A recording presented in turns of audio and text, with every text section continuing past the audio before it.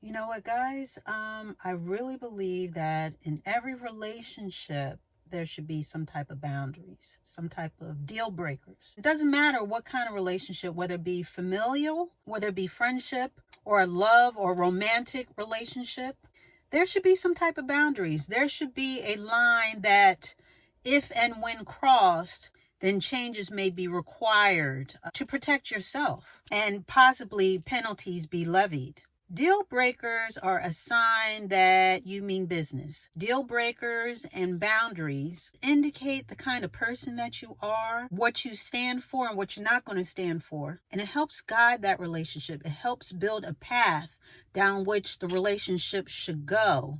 And it makes clear what that relationship is and the roles people play in it. You know, in any healthy relationship, there is a give and take. There is a balance as far as the benefit of the relationship.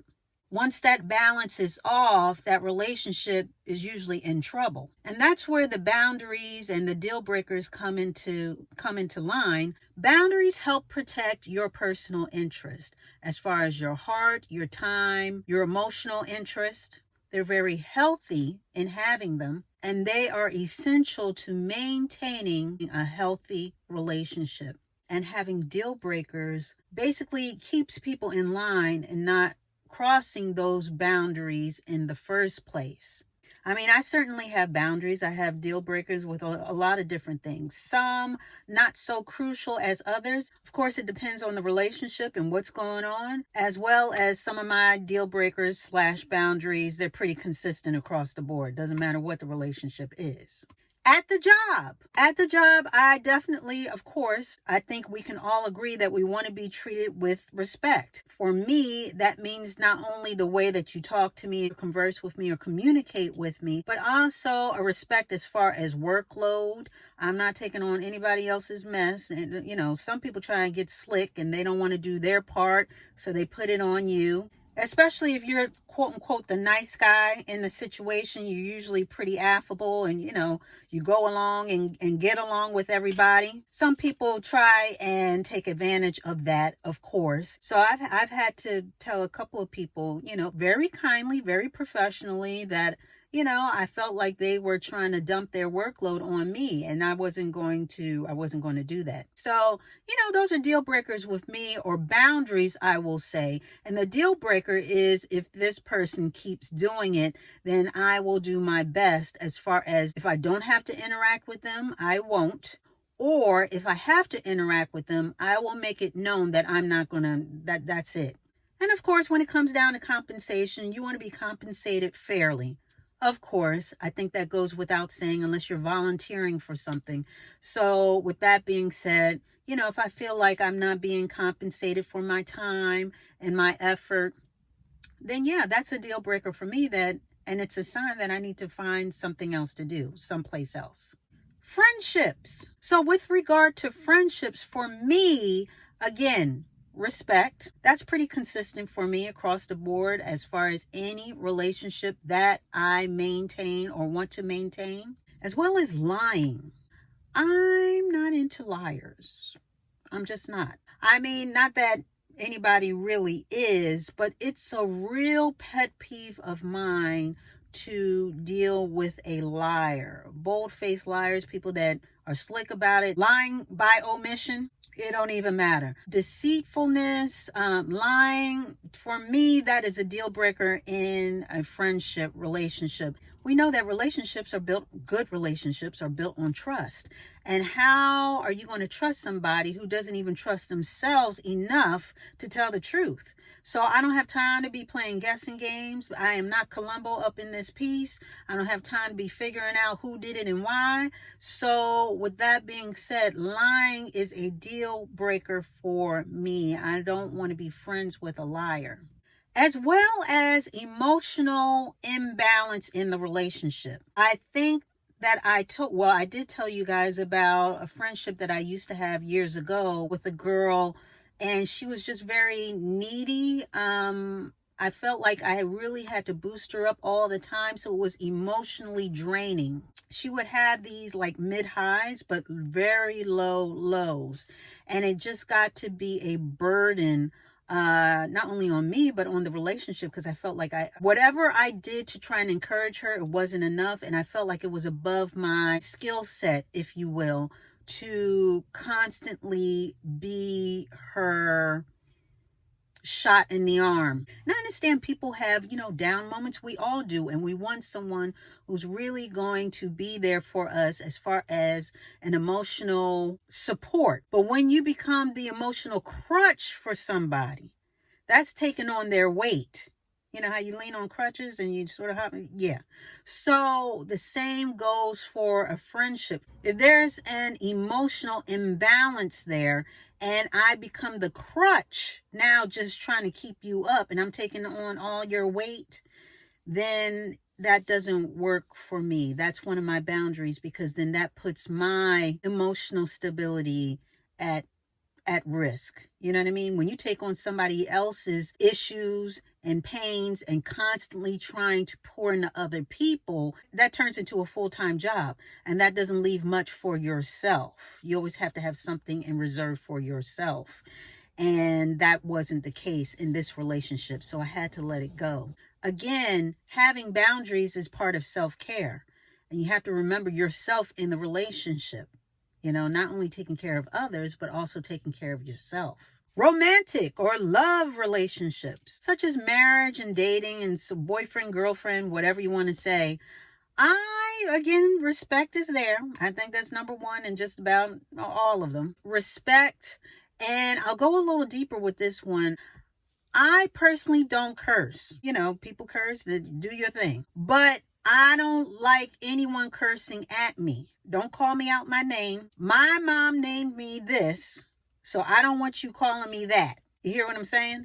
So there's no, for me, especially as an adult, name calling, cursing at me, calling people out their names, and that's a deal breaker for me. Any man that's going to curse me out, we not together no more. We have just broken up. Okay? I've even had guys casually just, oh, hey, and I'm thinking to myself, you trying to get a date with me and you up here already calling me out my name? Honey, this is it. We're not even together yet and we already broken up. Of course, it goes without saying, as far as lying, I don't take liars, because again, communication is key. And why not be truthful? We're adults. What you got to lie? You ain't got to lie, Craig. You ain't got to lie. Stand in your big boy bloomers and tell the truth. So lying, and of course that goes hand in hand with cheating. Now, I think you can tell by my demeanor, and if you don't know me too well, which most of y'all don't, y'all just now finding out about some stuff, I don't do cheating. That is a deal breaker and a half for me. Cheating is huge, because after cheating, how do you trust the person again? Even the Bible says that if the covenant has been broken, if someone cheats in a marriage, you are allowed to get a divorce. Now, I'm not one to check people's phones. I don't check text messages and all this other. I don't do all that. And I'm not a jealous person. I'm very secure in who I am. And I'm secure in my relationships, as you should be. But after cheating, after someone has cheated, man, that's hard. Because how do you go back to normal after someone has deceived you in such a way? Have I ever forgiven someone for cheating? Yes, I have. And this was after a long communication and long talk about, stuff. And so I was able to get the bigger picture. Okay, I'll say it like that. But I will say cheating for me is overall a deal breaker. With marriage, it's supposed to be home. It's supposed to be your safe place. And it's like someone just came into your home and ransacked it.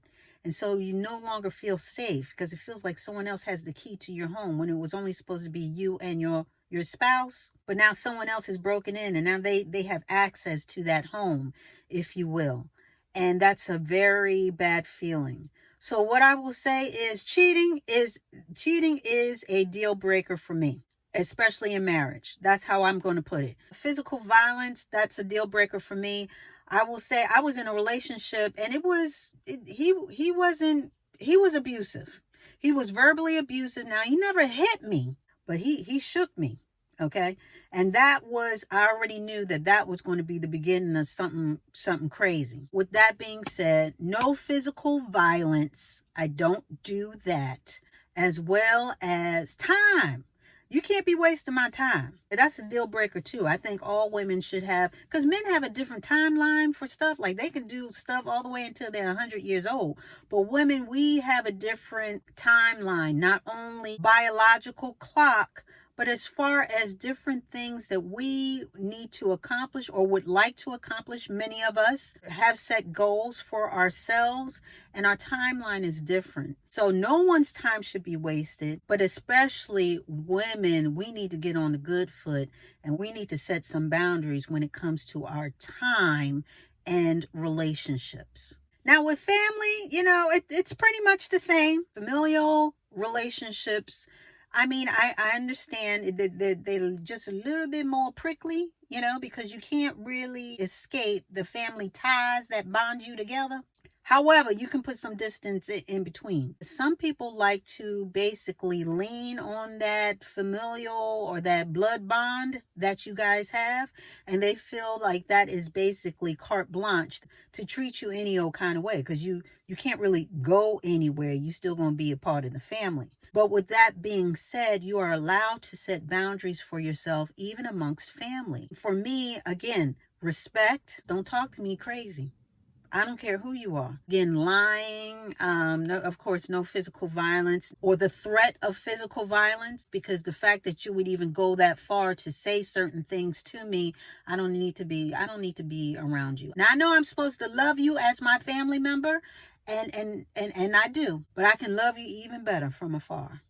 Because it is about self-preservation and again setting boundaries even amongst your family. But it's good to have boundaries and deal breakers again across the board. Now, I'm not talking about unforgiveness. If somebody crosses the line, I'm not saying that there's no turning back, like, oh, okay, you get one, depends again on the situation and intent and where the relationship is and where you want it to go. It depends on the infraction, how egregious it was, the offense. So that's a personal choice. Sometimes you meet people at a bad time in their life, so they don't know how to act or react, and things happen, and it just the wrong time for certain things.